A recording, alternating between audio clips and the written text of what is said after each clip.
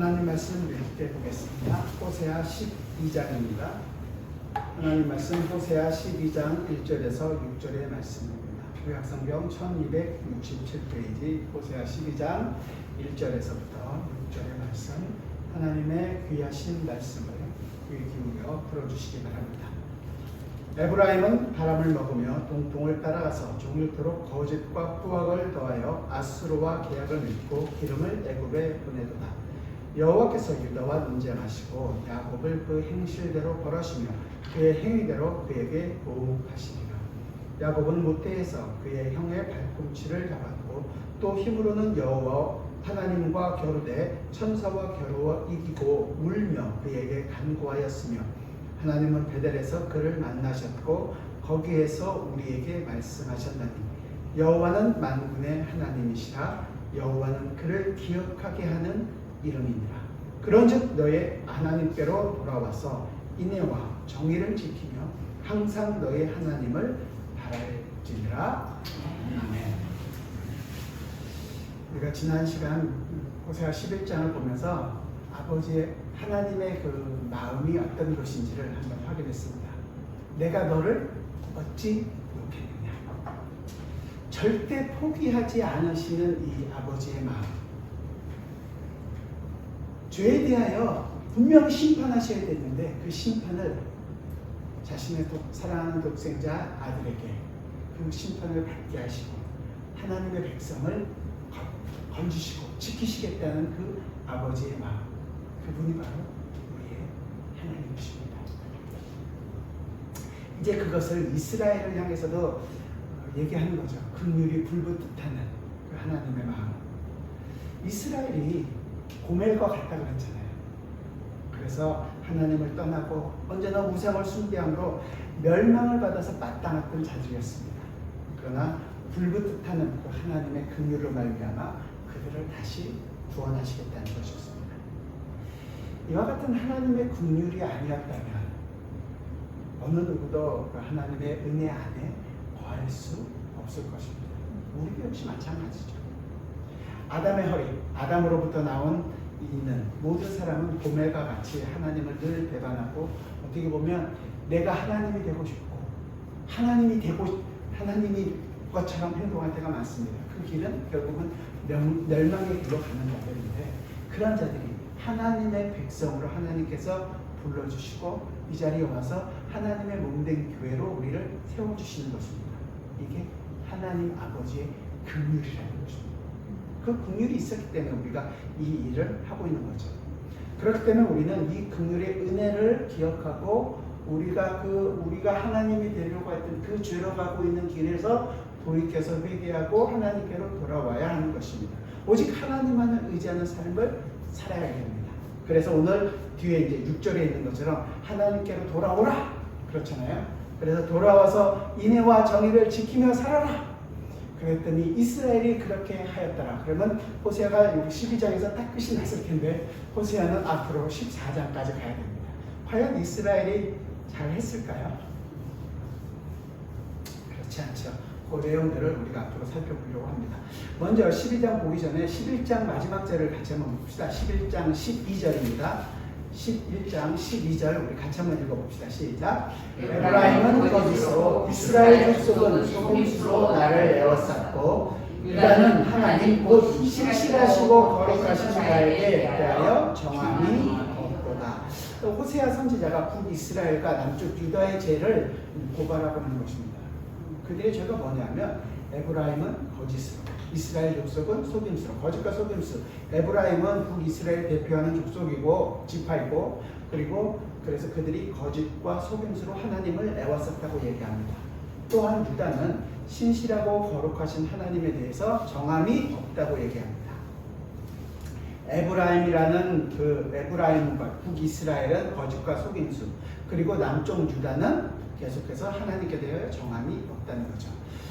북이스라엘이 처음에 르호보암 왕 때 갈라져서 여로보암이 북이스라엘을 만들면서 여로보암이 걱정이 하나 있었습니다. 북이스라엘을 처음에 이제 세운 왕이 이스라엘 백성들이 제사를 지내기 위하여 남쪽 예루살렘에 있는 그 성전에 가서 예배를 이제 제사를 드리러 가면 거기서 제사를 지내고 자기에게로 돌아오지 않고 오히려 자기를 죽일까 하여서 이 여로보암이 너희들 그까지 예루살렘까지 갈 필요 없다. 내가 너희를 인도하여 신을 만들겠다. 그래서 베델과 단에 금송아지를 만들고 뭐라고 얘기하냐면 이것이 너희를 애굽에서부터 구원해 놓은 신들이다. 거기서 가서 예배하면 된다. 제사 지내면 된다. 이렇게 얘기했던 것입니다. 그래서 여로보암의 길을 이 북이스라엘 왕들은 다 그 길을 따라갔던 것이죠.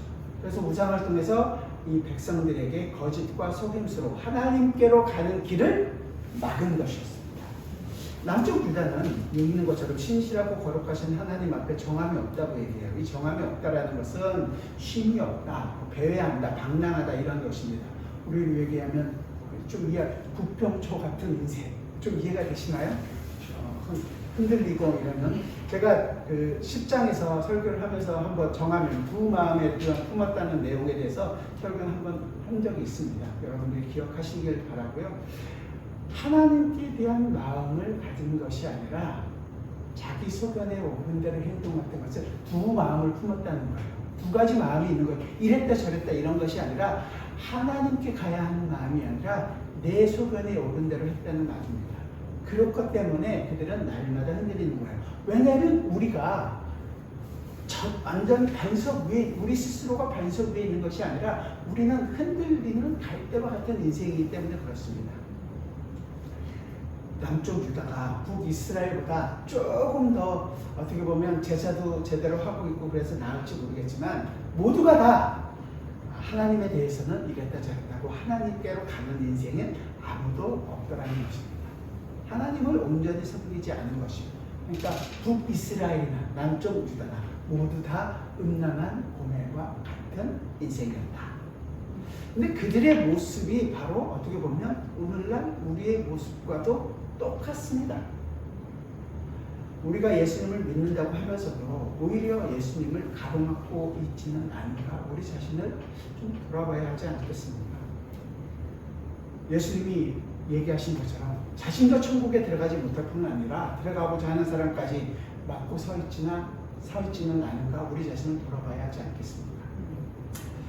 오늘 내가 있음으로 예수님이 드러나는 것이 아니라 사실은 도리어 예수님을 가리고 있다면 얼마나 그게 잘못된 길이겠습니까? 우리가 얼마나 속임수와 거짓으로 가득 차 있습니까? 우리 자신이 지금 이 호세아가 이스라엘을 지적하는 이 말씀 앞에 우리 자신을 세워야 합니다. 그리고 우리 자신을 돌아봐야 합니다.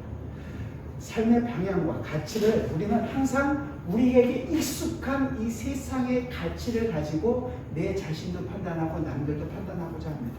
세상의 가치는 거짓과 속임수고 자기의 이익을 따라가는 길입니다. 그 정함이 없는 길을 지금 우리도 가고 있는 거죠. 우리와 만나는 우리의 주변 사람들이 우리와 대화하면서 그들이 과연 우리를 통해서 무엇을 느끼고 있습니까? 아, 정말 당신과 이야기하면 세상의 가치와는 전혀 상관없이 정말로 멍청한 사람처럼 보입니까? 이런 소리를 듣습니까? 아니면 세상에서는 굉장히 뛰어나고 가치 있는 사람입니까? 이런 얘기를 들으십니까? 아니, 그렇게 살아서 이 세상에서 똑바로 살 수 있을 것 같아. 당신은 정말 꿈꾸는 사람 같군요. 세상의 지혜대와 세상의 가치를 따라가고 있다면 사람들은 다 인정하고 아니면 어쩌면 존경하고 사랑될지도 모르겠습니다. 하지만 하나님 나라의 가치를 가지고 살아간다면 그들은 아이 저렇게 살아서는 안 되지라고 손가락질하고 아마 점점 더 왕따 아닌 왕따가 되어가는 것이 성도의 모습이 아닐까 싶습니다. 제자들 예수님이 있을 때 제자들이 어린아이들을 막은 적이 있습니다. 예수님께서 제자들을 꾸짖었죠. 왜냐하면 아이들은 귀찮다 이거죠. 하지만 예수님께서는 그들이 하나님 나라의 주인이라고 분명하게 얘기하고 있습니다. 그렇다면 우리 때문에 하나님께로 오고 있는 하나님의 백성을 우리가 막고 있다면 그런 것이 아닌가 우리 자신을 좀 돌아봐야 하는 것입니다. 나로 인해서 주님이 가려주고 있다면 그것이 바로 우리의 삶이 거짓과 속임수로 물들어 있다는 것입니다. 사람들이 이스라엘을 보면 이 금송아지를 섬기는 것이 아니라 여호와 하나님을 바르게 섬기고 있구나라는 것을 봐야 하는데, 그리고 그 하나님 때문에 우리가 이렇게 다 어려워지고 있구나라고 해야 되는데, 세상이나 그 이스라엘 당시의 세상이나 아수르나 애굽이나 이스라엘이나 남유다나 다 똑같이 우상을 섬기고 있고 다 똑같이 자기의 힘을 의지하고 살아가고 있다면 하나님께로 가고 있는 길 자체를 이스라엘이 막고 있는 것입니다. 그렇다면 요즘 우리의 교회를 한번 돌아봅시다. 이 세상의 교회를 보면서 무슨 생각을 하고 있을까요? 잘 나가는 기업, 매출이 얼마나 되는 기업, 이 교회 사업하면 괜찮겠다 이런 생각들을 하지 않겠습니까? 그렇다면 우리의 마음이 그 당시의 이스라엘과 조금 더 다르지도 않은 것입니다. 정말로 예수님께서 이 땅에 다시 오실 때, 그 다시 오실 날을 바라보면서 우리는 이 땅에서 아무것도 이 땅의 것을 의지하지 않는 나그네와 같은 삶을 살아가는 것으로 이 세상에 우리 자신을 보이고 살아가고 있지 않다면 우리는 이야기하는 것처럼 거짓과 속임수로 살아가고 있는 것입니다. 우리가 정말로 정함이 없는 삶을 살아가고 있는 것입니다. 세상에 흔들리지 않는, 세상에 향하여 우리는 예수 그리스도만을 의지하고 살아갑니다라는 것을 바르게 보이지 않는다면 우리의 모습은 여기서 얘기하는 것처럼 정말로 거짓된 삶을 살아가고 있는 것입니다. 그래서 그렇기 때문에 우리 안에서도 이 세상이 따라가고 있는 삶과 조금 더 다르지 않는 거죠. 거짓과 횡포, 이 포악이 날 수밖에 없는 것입니다. 12장 1절을 그래서 같이 한번 봅시다. 12장 1절입니다. 같이 보죠. 시작. 에브라임은 바람을 먹으며 동풍을 따라가서 종일토록 거짓과 포악을 더하여 아수르와 계략을 맺고 기름을 애굽에 에브라임이 바람을 먹으며 동풍을 따라간다라고 얘기하는 거예요. 그것 때문에 날마다 거짓과 포악이 더한다는 거죠. 바람을 심고 광풍을 거둔다는 말 8장 7절에 한번 나왔었거든요. 그래서 바람이라는 것이 헛된 것이고, 헛된 것을 심으면 헛된 것을 먹는다는 그런 의미가 될 것이고, 진짜 먹어야 할 이 생명의 말씀을 먹지 않고 헛된 정력을 위해서 따라간다는 것이었습니다. 그래서 따라가는 것이 동풍이라는 거예요. 사실 이 동풍이라는 것은 이스라엘에 있어서 동쪽은 사막이거든요. 사막에서부터 불어오는 아주 뜨거운 열풍을 이야기합니다. 그래서 그 열풍이 불어오게 되면 곡식이 다 날아가고 집이 날아가는, 바다에 몰아치게 되면 동풍으로 말하면 배가 파손하게 되는 그런 바람입니다. 광풍이에요. 심판의 바람입니다. 그래서 심판의 바람을 얘기할 때 동풍이라는 표현을 많이 합니다. 그래서 이스라엘 백성이 바람을 먹으며 동풍을 따라간다는 것은 이 거짓과 포악을 더하는 삶을 날마다 살아가고 있다는 것을 보여주고 있는 것입니다. 그거는 결국은 하나님의 언약의 말씀을 저버리고 아수르와 세상의 힘과 계약을 맺고 애굽에 기름을 보내는 것입니다. 그 힘을 의지하겠다는 것입니다.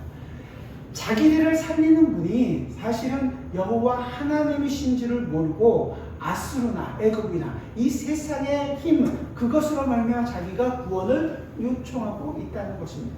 이런 것들을 날마다 행하고 살아가는 거예요. 오늘 우리도 비슷하지 않습니까? 하나님의 은혜, 예수 그리스도의 보혈의 공로로 여러분들은 매일매일을 살아가고 계십니까? 진리라고 하는 것이 아니라 우리는 어느 틈엔가 우리가 의지할 수 있는 것들을 찾아갑니다. 세상 모든 사람들이 정말로 힘이라고 생각하는 돈을 언제나 찾아가는데 익숙합니다. 그래서 말로는 주여 주여 외치고 회개하고 눈물을 흘릴지 모르지만 여전히 우리의 관심사는 이 세상에 속하는 것이고, 세상에서 어떻게 내가 편안할 것인가, 내가 얼마나 사람들에게 사랑받고 존경을 받을 것인가. 지금 그것은 만약 그렇다면 이 바람을 먹고 헛것을 쫓고 있는 것입니다. 하지만 정말로 우리가 하나님의 택하신 백성이라면 이 계속해서 바람을 싣고 광풍을 거두고 바람을 먹고 이 동풍을 따라가는 그런 삶을 살지 못하도록 하나님께서 우리를 막을 것입니다. 만약에 그것이 하나님께서 우리의 그 길을 막고 있다면 그것은 심판인 동시에 우리 하나님의 은혜를 알게 되는 것이겠죠. 2절을 함께 봅시다. 2절 같이 보겠습니다. 시작. 여호와께서 유다와 논쟁하시고 야곱을 그 행실대로 벌하시며 그의 행위대로 그에게 보응하시리라. 이 말씀은 여호와 하나님께서 이제 유다와 야곱이 계속해서 부주를 부리고 헛된 바람을 쫓고 있으니 그들의 소행대로 어떻게 벌을 주시겠다고 이렇게 얘기하는 것이에요. 하나님께서 이들에게 벌을 주신다는 것은 그 자체가 하나님의 손길을 경험하게 되는 은혜요 사랑인 것입니다. 날마다 잘못하고 속이고 범죄하고 있는 그대로 방치해 둔다면 그건 버리는 거죠. 하지만 하나님께서 논쟁하시고 벌을 주시고 보응하는 것은 아직 그들에게 소망이 있다는 것입니다. 왜 그럴까요? 이스라엘을 버리지 않는 하나님께서 하나님의 약속을 그 이스라엘을 통해서 이루시겠다고 약속하셨으니까요. 하나님께서 이제 바람을 먹고 동풍을 따라가는 이스라엘과 논쟁을 하시고 그 행실을 벌 주시고 보응하는 것은 결국은 그 자신들의 죄를 깨닫고 돌이켜 회개하고 하나님께로 돌아오게 하는 하나님의 그 긍휼의 마음을 알게 하는 하나님의 손길인 것입니다. 하나님의 약속을 하나님께서 이루시기 위해 그들에게 긍휼을 베풀고 있는 것입니다. 그러니까 이스라엘을 향한 하나님의 자비와 긍휼, 그것을 이제 야곱이라는 한 인물을 비유를 통해서 말씀하고 있는 거예요.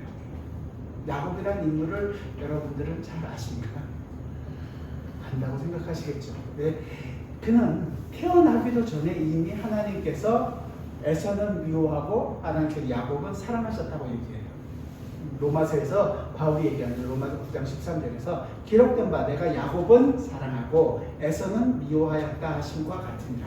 그래서 하나님의 사랑을 받은 야곱이 태어나면서부터 그러면 착하고 바르게 살면 되지 않습니까? 그렇게 살도록 놔두면 되는데 그의 이름이 야곱이에요. 야곱. 이게 무슨 말이냐? 3절 초 앞부분만 봅시다. 오늘 본문 3절 앞부분만 같이 볼게요. 시작. 야곱은 모기에서 그의 형의 발꿈치를 잡았고 그의 형을 발꿈치를 잡았다 그래서 야곱이에요. 이게 발꿈치를 잡았다라는 그 표현이 남을 속이다, 불의를 발꿈치를 잡고 불의에 남의 뒤를 치다 뭐 이런 의미를 가지고 있는 거예요. 우리식으로 표현하면 뒤통수 치는 인간이다. 그래서 야곱인 거예요. 이게 쌍둥이가 가지는 운명적인 뭐 이런 것들을 의미하는 것이잖아. 그의 태생 자체가 야곱이 가지고 있는 태생 자체가 남을 속이는 것이라는 거죠. 그래서 어떻게 했어요? 그의 인생 그 이름 그대로 형을 속이고 아버지를 속이고 장자여는 축복이 그에게 분명히 있을 거라는 약속이 알면도 불구하고 자기 힘으로 그는 그것을 받고 싶었던 거죠. 그래서 형과 아버지를 속입니다. 그래서 어떻게 됐습니까? 결국은 자기의 목숨을 보존하기 위하여 쫓겨나게 됩니다. 그 내용이 창세기 28장부터 30장까지의 내용이에요.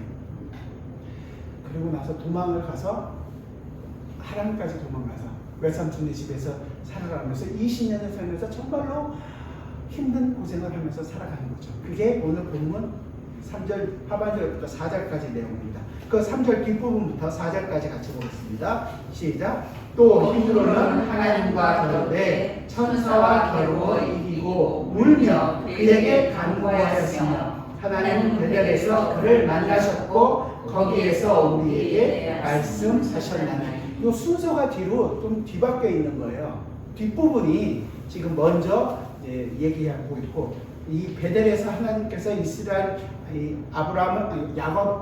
야곱을 만난 것은 베델 창세기 28장에 있는 내용이고 뒷부분 야복강의 사건은 32장의 내용이거든요. 그러니까 순서가 좀 바뀌어 있죠. 그러니까 야복강에서 창세기 32장에 나오는 야복강 사건에서 밤새도록 하다니가 씨름한 사건이 있습니다. 이게 20년 동안 죽어라 고생하고 가기 전에 28장에서 만났던 이 하나님의 약속이 있었거든요. 네가 이 땅으로 돌아오게 될 것이고 내가 네 자손에게 복을 줄 것이다. 근데 그 땅을 받을 곳이 가나안이기 때문에 이 하란에서부터 돌아옵니다. 그런데 아직 형이 살아있어요. 아버지도 계세요. 이삭도 살아있는 동안에 그러니까 옵니다. 그런데 이 에서가 온다는 내용을 듣고 두려워하는 거예요. 자녀들 다 보내고 그것도 머리를 비상한 사람입니다. 1차, 2차로 나눠가지고 형이 앞부분을 치면 뒤에는 니네는 도망가라 이런 작전까지 다 짜오고 다 보낸 다음에 이 형이 뭐라 그러면 이건 당신에게 주는 선물입니다. 잘 보려는 애교까지 부리면서 그런데도 떨었어요. 혼자 남아있는데 하나님께서 야곱에게 시비를 거십니다. 하나님께서 찾아오셔서 그의 시비를 걸고 씨름을 합니다. 결국은 하나님이 그의 그 그러니까 허벅지 관절을 쳐서 그가 이제 절개되는 그 이렇게 일들을 이야기를 하는 거죠. 그 모든 일들에 보면 창세기 이 32장에 보면 야곱이 거기서 울었다는 내용은 없어요. 그런데 거기서 오늘 보니까 여기서는 울었대요. 울면서 간구했다고 얘기하는 거잖아요. 그래서 결국 그의 이름이 거기서 바뀌게 됩니다. 야곱이 아니라 이제 이스라엘이 되는 거예요. 그의 이름이 바뀌는 사건이었습니다. 그 수많은 자기가 20년 동안 자기 힘을 의지하고 성공하려고 애를 쓰고 많은 부를 거두리고 가고 있는데 결국 거기서 하나님을 만나고 하나님께서 그의 인생이 아니라는 것을 그의 힘을 의지하고 살았던 모든 것을 끊어내는 것으로 그 허벅지 관절, 환독뼈라고 얘기하는 그 허벅지 관절뼈를 치십니다.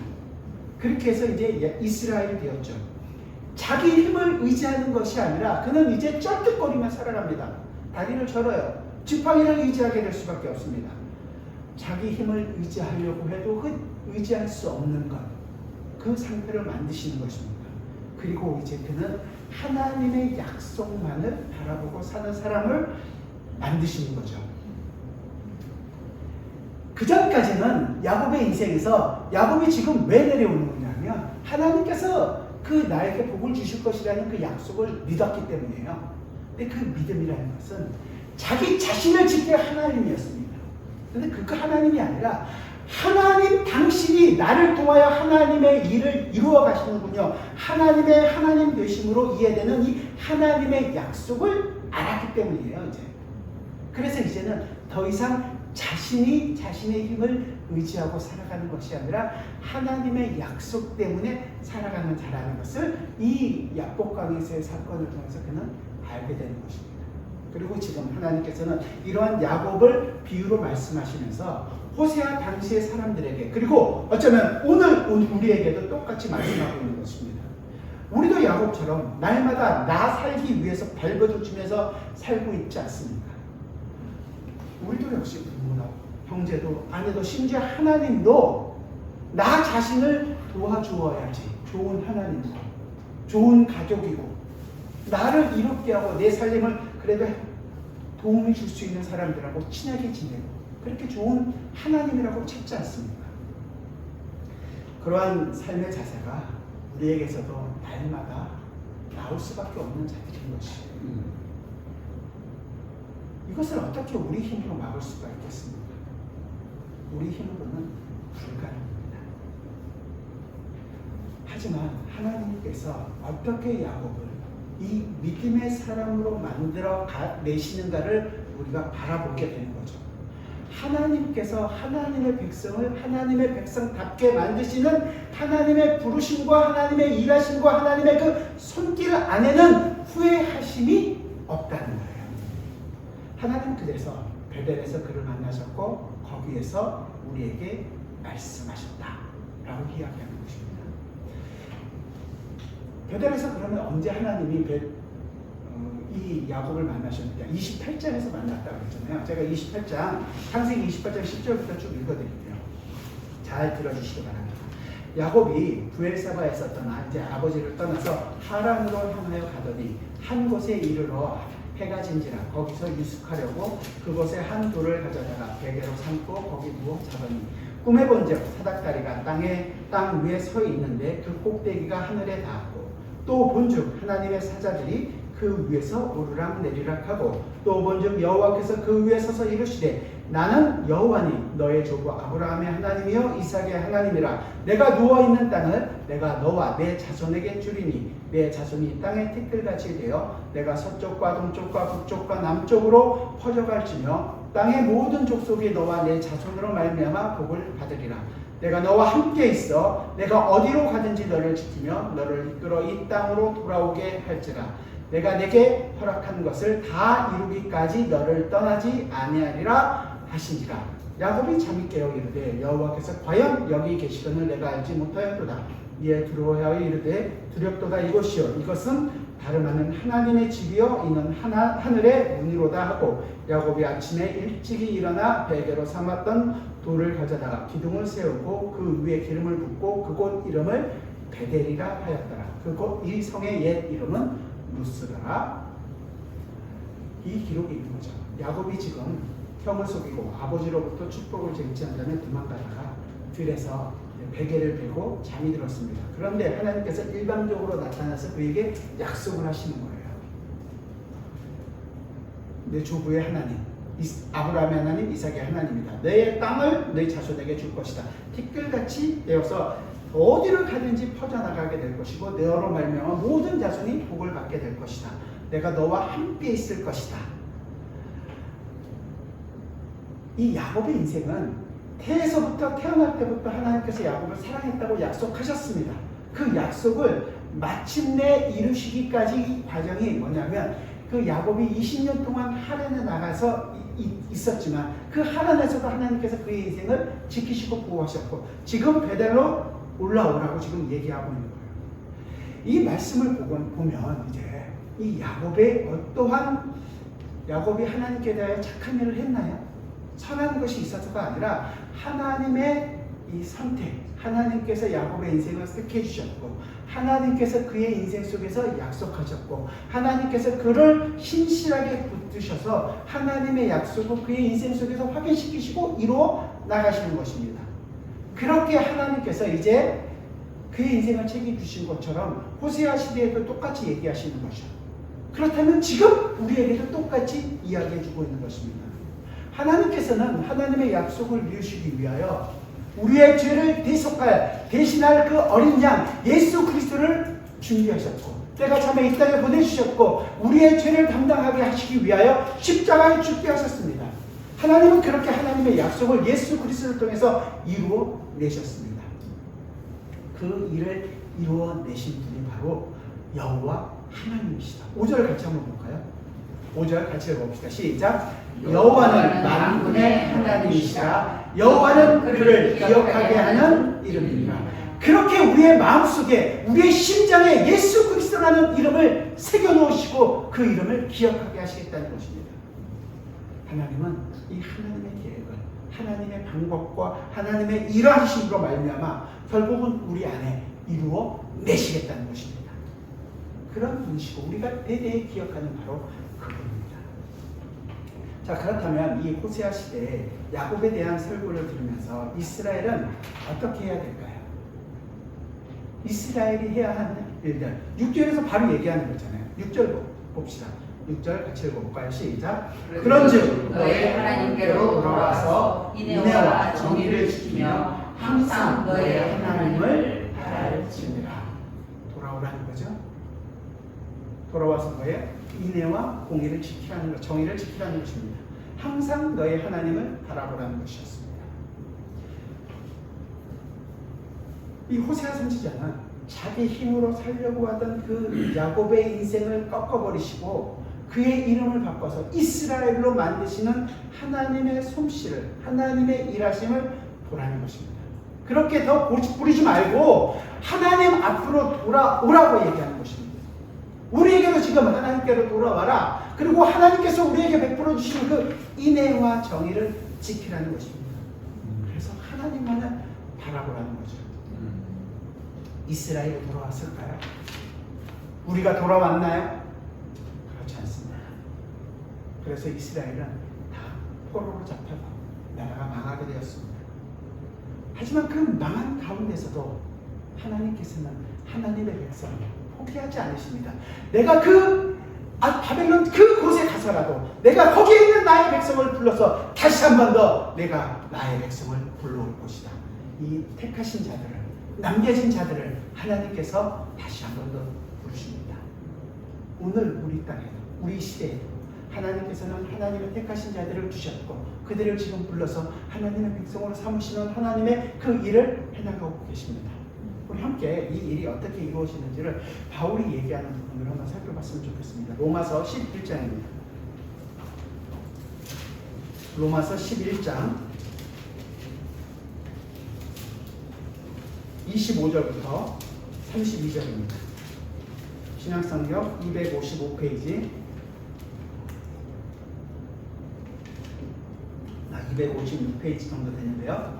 로마서 11장 25절부터 32절까지 한 목소리로 우리 천천히 같이 읽겠습니다. 같이 시작. 형제들아 너희가 스스로 지혜 있다 하면서 이 신비를 너희가 모르기를 내가 원하지 아니하노니 이 신비는 이방인의 충만한 수가 들어오기까지 이스라엘의 결혼은 우둔하게 된 것이라. 그리하여 온 이스라엘이 구원을 받으리라 기록된 바 구원자가 시온에서 오사 야곱에게서 강권하지 않은 것을 돌이키시겠고 내가 그들의 죄를 없이 할 때 그들이 이루어질 내 언약이 이것이라 함과 같으니라. 복음으로 하면 그들이 너희로 말미암아 원수된 자요 택하심으로 하면 조상들로 말미암아 사랑을 얻는 자라. 하나님의 의사와 부르심에는 후회하심이 없느니라. 너희가 자네는 하나님께 순종하지 아니하더니 이스라엘이 순종하지 아니함으로 이제 긍휼을 입었는지라. 이와 같이 이 사람들이 순종하지 아니하니 이는 너희에게 베푸신 긍휼로 이제 그들도 긍휼을 얻게 하려 하심이라. 하나님이 모든 사람을 순종하지 아니하는 가운데 가두어 두심은 모든 사람에게 긍휼을 베풀려 하심이로다. 아멘. 구원자가 시온에서 온다고 얘기하죠. 그래서 야곱에게서 경건하지 않은 것들을 돌이키시겠다고 얘기합니다. 이 로마서 전에 아까 말씀드렸던 9장에서 에서는 미워하고 야곱은 사랑하셨다. 그래서 이 하나님의 부르심에는 후회하심이 없다는 것을 얘기해주고 있습니다. 하나님께서 누가 착해서 착할 것을 아시고 이런 것들이 아니라 하나님께서 선택하셨고 하나님께서 그 인생을 부르셨고 그 인생을 하나님 앞으로 이끌어 오시고 하나님의 백성답게 가는 삶을 살게 하신다는 거예요. 누가요? 하나님께서 그 일을 하시겠다는 것입니다. 우리는요 하나님의 말씀에 불순종하는데 이게 주특기인 자들이 우리예요. 하나님의 말씀과는 전혀 상관없이 내 마음과 내 뜻대로 살기에 너무도 바쁜 자들이었습니다. 이게 우리 본능이에요. 우리가 이미 불순종에 갇혀있는 자들입니다. 그래서 우리에게서 나오는 것은 날마다 거짓과 포악과 횡포뿐이었습니다. 그러나 하나님께서 모든 사람을 이 불순종 아래 가두어 두신 것은 모든 사람에게 하나님의 긍휼이 어떤 것인지 긍휼을 베풀게 하실 것이라고 11장 23절 분명하게 얘기하고 있습니다. 결국 이 호세아 선지자를 통해서 하나님께서 보이고자 하시는 것은 이스라엘 백성들이 날마다 반역함에도 불구하고 날마다 하나님을 거역함에도 불구하고 날마다 자기 뜻대로 삶에도 불구하고 하나님의 택하심과 하나님의 그 은사에는 후회하심이 없다는 것, 하나님의 백성들을 남겨주시고 하나님의 백성들을 그들을 책임져 주시고 하나님의 백성들을 다시금 하나님의 땅 그 가나안으로 불러주시고 그 예수 그리스도 안에서 하늘에 있는 모든 복을 경험하게 하신다는 그 일들을 이루어 가시겠다는 것입니다. 그렇기 때문에 은혜로 나온 자들은 결코 자기의 의를 드러낼 수가 없습니다. 그러기에 주의 인애와 주님의 의가 예수 그리스도로 말미암아 우리에게 주는 의라는 것을 알기 때문에 예수를 믿는 사람들의 삶에서 드러나는 것은 내가 아니라 예수밖에 없는 것입니다.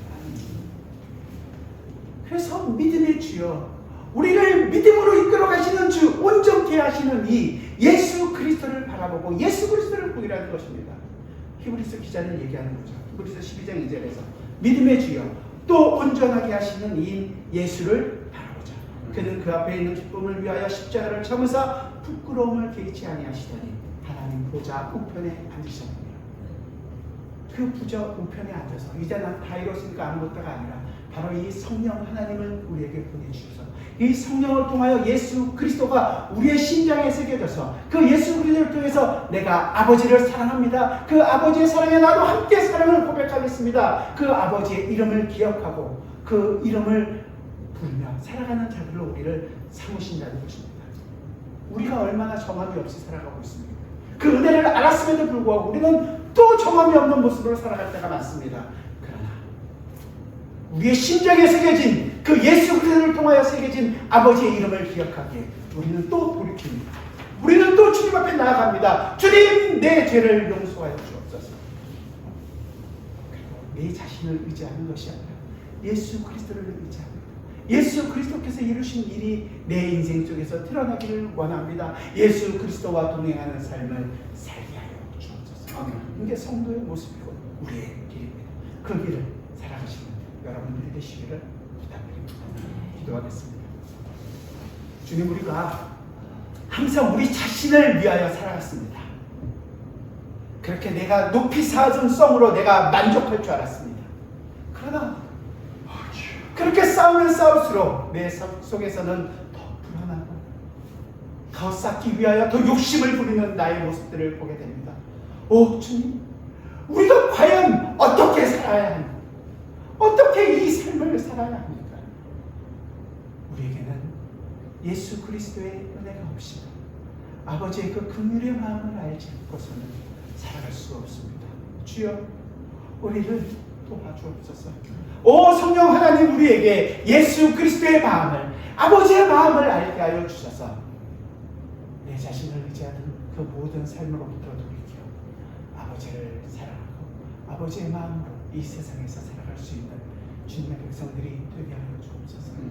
그 안에서 우리에게는 고난이 있을 수 있고 그것 때문에 받는 정말로 핍박이 있을 줄 압니다. 그러나 그 모든 길을 주님께서 아버지를 의지하심으로 승리하셨던 것처럼 주님, 우리도 주님만을 의지하고 승리하는 그 기쁨을 누릴 수 있는 저희 모두가 되게 하여 주옵소서. 예수 그리스도의 이름으로 기도드리옵나이다.